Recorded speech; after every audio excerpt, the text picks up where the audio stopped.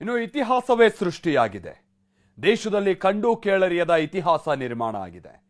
ಭಾರತಕ್ಕೆ ಸ್ವತಂತ್ರ ಸಿಕ್ಕ ನಂತರ ಇದೇ ಮೊದಲ ಬಾರಿಗೆ ಸಂಸತ್ ಅಧಿವೇಶನವೊಂದರಲ್ಲಿ ಅತಿ ಹೆಚ್ಚು ಸಂಸದರನ್ನ ಅಮಾನತು ಮಾಡಲಾಗಿದೆ. ಲೋಕಸಭೆಯಲ್ಲಿ ಭದ್ರತಾ ಲೋಪವನ್ನ ಖಂಡಿಸಿ ಸೃಷ್ಟಿಯಾಗಿದ್ದಂತ ಗದ್ದಲ ಕೋಲಾಹಲ ಬರೋಬ್ಬರಿ 140ಕ್ಕೂ ಹೆಚ್ಚು ಸಂಸದರು ಅಮಾನತುಗೊಳಿಸುವಂತೆ ಮಾಡಿದೆ. ಸಂಸದರ ಅಮಾನತನ್ನ ಖಂಡಿಸಿ ದೇಶದಾದ್ಯಂತ ಪ್ರತಿಭಟನೆಗೆ ವಿಪಕ್ಷಗಳು ಕರೆ ನೀಡಿವೆ.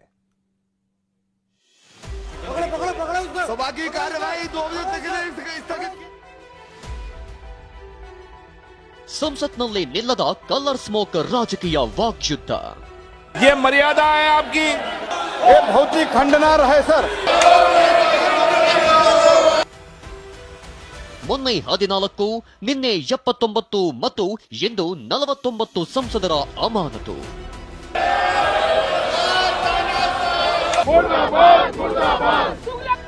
ಈ ಬಾರಿಯ ಚಳಿಗಾಲದ ಅಧಿವೇಶನ ಭಾರತೀಯ ಸಂಸದೀಯ ವ್ಯವಸ್ಥೆಯಲ್ಲಿ ದಾಖಲೆ ಬರೆದಿದೆ.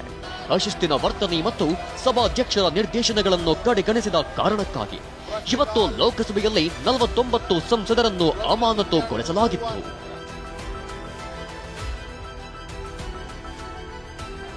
ಅಷ್ಟಕ್ಕೂ ಇಲ್ಲಿಯವರೆಗೂ ಲೋಕಸಭೆ ಮತ್ತು ರಾಜ್ಯಸಭೆಯಲ್ಲಿ ಅಮಾನತಾಗಿರೋ ಸಂಸದರ ಸಂಖ್ಯೆ ಎಷ್ಟು, ಇತಿಹಾಸ ಏನು ಹೇಳ್ತಿದೆ ಅನ್ನೋದನ್ನ ತೋರಿಸ್ತೀವಿ ನೋಡಿ.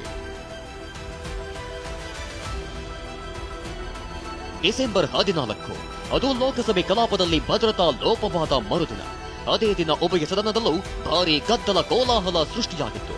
ಹೀಗಾಗಿ ಸದನದಲ್ಲಿ ಗದ್ದಲ ಮಾಡಿದ್ದಕ್ಕೆ ಲೋಕಸಭೆಯಲ್ಲಿ 13 ಮಂದಿ ಹಾಗೂ ರಾಜ್ಯಸಭೆಯಲ್ಲಿ ಓರ್ವ ಸದಸ್ಯರನ್ನ 2 ಸದನದ ಸಭಾಧ್ಯಕ್ಷರು ಅಮಾನತುಗೊಳಿಸಿದ್ರು.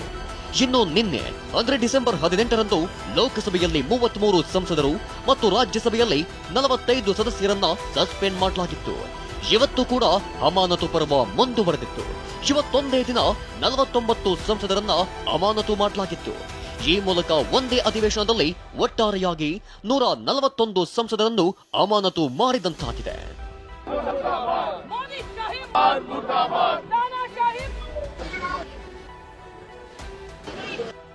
ಇತ್ತ ಬಿಜೆಪಿ ಸಂಸದೀಯ ಮಂಡಳಿ ಸಭೆಯಲ್ಲಿ ವಿಪಕ್ಷಗಳ ವಿರುದ್ಧ ಪ್ರಧಾನಿ ಮೋದಿ ಗುಡುಗಿದ್ದಾರೆ. ಪ್ರತಿಪಕ್ಷಗಳು ಭದ್ರತೆ ನಿಯಮ ಉಲ್ಲಂಘಿಸಿರುವ ಆರೋಪಿಗಳ ಪರ ಇವೆ. ವಿಪಕ್ಷಗಳು ಸರ್ಕಾರವನ್ನ ಉರುಳಿಸುವ ಪ್ರಯತ್ನ ಮಾಡ್ತಿವೆ ಅಂತ ಬಿಜೆಪಿ ಸಂಸದೀಯ ಮಂಡಳಿ ಸಭೆಯಲ್ಲಿ ಪ್ರಧಾನಿ ಹೇಳಿದ್ದಾರೆ. ಕೇಂದ್ರ ಸಚಿವ ಪ್ರಹ್ಲಾದ್ ಜೋಶಿ ಸಹ ಇದೇ ಆರೋಪ ಮಾಡಿದ್ರು. जो आज कुछ लोग मिल रहे हैं दिल्ली में अलायंस के नाम पे, उनके बारे में भी तो उनका मकसद ये है कि इस सरकार को उखाड़ के फेंक देना. हमारे जो हम सब जो बैठे हैं तो हम लोगों को कहा, हमारा विचार है मेक भारत का भविष्य उज्जवल बनाना. ಇನ್ನು ರಾಜ್ಯಸಭಾ ಸದಸ್ಯ ರಾಮ್ ಗೋಪಾಲ್ ಯಾದವ್ ಅವರನ್ನು ಕೂಡ ಅಮಾನತು ಮಾಡಲಾಗಿತ್ತು. ಇದೇ ವಿಚಾರ ರಾಜ್ಯಸಭೆ ಸದಸ್ಯೆ ಜಯಾ ಬಚ್ಚನ್ ಅವರನ್ನ ಕಿಡಿಕಾರುವಂತೆ ಮಾಡಿದೆ. आप सोचिए कि राम गोपाल यादव जैसे सीनियर एमपी वो बेचारे अपने सीट से उठ के साइड में खड़े हो गए ना. उन्होंने आज तक अपनी इतनी लंबी करियर में कभी आवाज जोर से की हो या बुरी तरह से बात की हो, या अगर वो कुछ कह रहे हैं और अगर चेयर ने कह दिया आपका वक्त खत्म हो गया, वो अपना कंप्लीट भी नहीं करते, बैठ जाते. इतने भद्र, इतने डिसिप्लिन एमपी को आपने सस्पेंड कर दिया. ಸಂಸದರ ಅಮಾನತು ಖಂಡಿಸಿ ಡಿಸೆಂಬರ್ 22ರಂದು ದೇಶಾದ್ಯಂತ ಪ್ರತಿಭಟನೆ. ಇನ್ನು ಅಮಾನತು ಖಂಡಿಸಿ ಸಂಸತ್ ಭವನದ ಮೆಟ್ಟಿಲುಗಳ ಮೇಲೆ ವಿಪಕ್ಷಗಳು ಘೋಷಣೆ ಕೂಗಿದ್ರು. ಇದೇ ವೇಳೆ ಟಿಎಂಸಿ ಸಂಸದ ಕಲ್ಯಾಣ್ ರಾಜ್ಯಸಭೆ ಸ್ಪೀಕರ್ ಜಗದೀಪ್ ಧನಕರ್ ಮಿಮಿಕ್ರಿ ಮಾಡೋ ಮೂಲಕ ಅಮಾನತು ಮಾಡಿದ್ದನ್ನ ಖಂಡಿಸಿದ್ರು. ಇನ್ನು ಇದೇ ಡಿಸೆಂಬರ್ 22ರಂದು ದೇಶಾದ್ಯಂತ ಪ್ರತಿಭಟನೆ ನಡೆಸೋದಕ್ಕೆ ಎಐಸಿಸಿ ಅಧ್ಯಕ್ಷ ಮಲ್ಲಿಕಾರ್ಜುನ್ ಖರ್ಗೆ ಕರೆ ನೀಡಿದ್ದಾರೆ.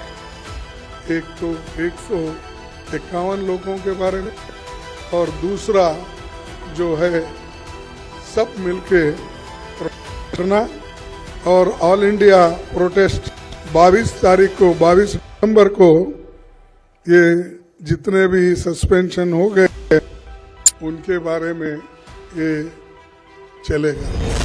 ಇನ್ನು 1989ರಲ್ಲಿ ಇಂತಹದ್ದೇ ರೀತಿಯಲ್ಲಿ ಅತಿ ಹೆಚ್ಚು ಸಂಸದರನ್ನ ಅಮಾನತು ಮಾಡಲಾಗಿತ್ತು. ಆಗ ವಿಪಕ್ಷಗಳ ಸಂಸದರು ಅದನ್ನ ವಿರೋಧಿಸಿ ಸಾಮೂಹಿಕ ರಾಜೀನಾಮೆ ನೀಡಿದ್ರು.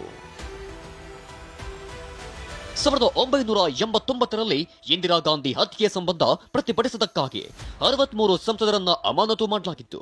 ಇನ್ನು 2015ರಲ್ಲಿ 25 ಕಾಂಗ್ರೆಸ್ ಸಂಸದರು ಅಮಾನತುಗೊಂಡಿದ್ರು. ಲಲಿತ್ ಮೋದಿಗೆ ಸುಷ್ಮಾ ಸ್ವರಾಜ್ ಸಹಾಯ ಮಾಡಿದ ಆರೋಪ ಇತ್ತು. ಇದೇ ವಿಚಾರವಾಗಿ ಸುಷ್ಮಾ ಸ್ವರಾಜ್ ರಾಜೀನಾಮೆಗೆ ಆಗ್ರಹಿಸಿ ಗದ್ದಲ ಮಾಡಿದ್ದಕ್ಕೆ 25 ಸಂಸದರನ್ನು ಅಮಾನತು ಮಾಡಲಾಗಿತ್ತು. 2019ರಲ್ಲಿ ಕಾವೇರಿ ವಿಚಾರ ಹಾಗೂ ಆಂಧ್ರಪ್ರದೇಶಕ್ಕೆ ವಿಶೇಷ ಸ್ಥಾನಮಾನಕ್ಕಾಗಿ ಆಗ್ರಹಿಸಿ ಪ್ರತಿಭಟಿಸಿದ್ದ 21 ಎಐಎಡಿಎಂಕೆ ಸಂಸದರು ಅಮಾನತುಗೊಂಡಿದ್ರು. ಇದೀಗ 141 ಸಂಸದರನ್ನ ಅಮಾನತು ಮಾಡಲಾಗಿದೆ. ಇಷ್ಟೆಲ್ಲದರ ನಡುವೆ ಲೋಕಸಭೆಯಲ್ಲಿ ಕಲ್ಲರ್ ಸ್ಮೋಕ್ ಹಾಕಿದ್ದ ಪ್ರಕರಣದಲ್ಲಿ ಬಂಧಿತವಾಗಿರುವ ಮನೋರಂಜನ್ ಬಗ್ಗೆ ತನಿಖೆ ಚುರುಕುಗೊಂಡಿದೆ. ನಿನ್ನೆ ಮತ್ತು ಇಂದು ಮನೋರಂಜನ್ ಕುಟುಂಬಸ್ಥರನ್ನ ವಿಚಾರಣೆ ಮಾಡಿದ ದೆಹಲಿ ಪೊಲೀಸರು ಮತ್ತಷ್ಟು ಮಾಹಿತಿ ಸಂಗ್ರಹಿಸಿದ್ದಾರೆ. ಹರೀಶ್, ಟಿವಿ9, ನವದೆಹಲಿ.